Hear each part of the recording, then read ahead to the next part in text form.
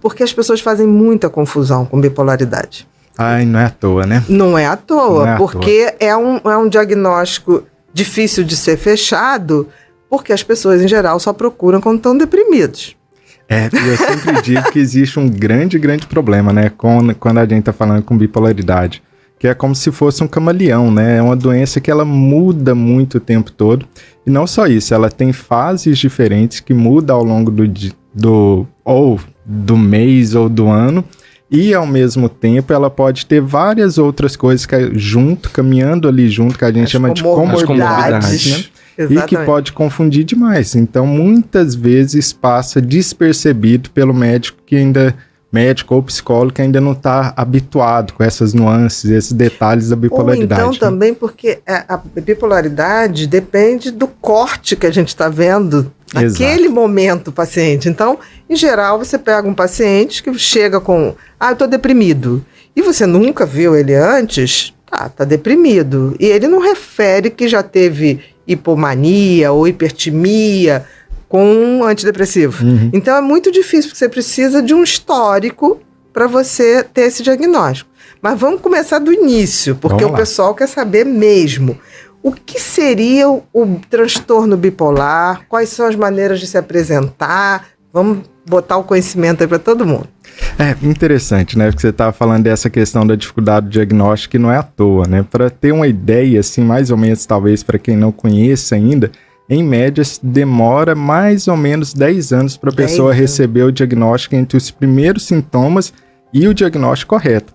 Isso para aquele tipo de bipolaridade mais grave, por assim dizer, ou como eu gosto de dizer, mais óbvio, que é o transtorno bipolar tipo 1, que é aquele onde o paciente faz uma mania, que é um estado, um episódio de ativação, e faz ou não uma depressão.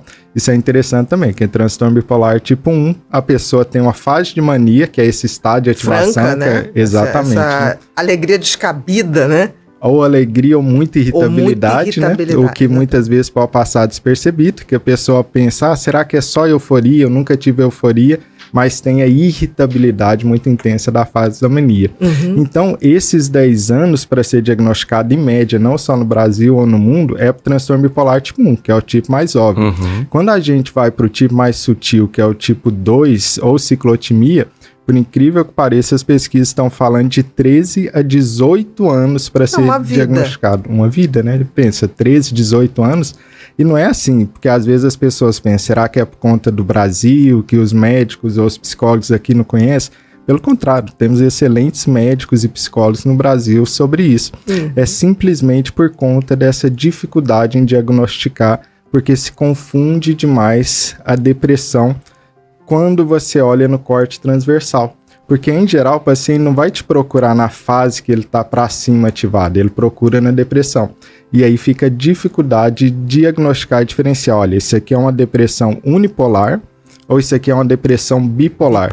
E isso importa porque os tratamentos são totalmente diferentes. Exatamente. Diferentes. E pior ainda, se eu pego esse caminho aqui, que essa é uma depressão unipolar, e eu diagnostico errado, eu vou passar antidepressivo. E o antidepressivo para depressão bipolar pode piorar muito o quadro.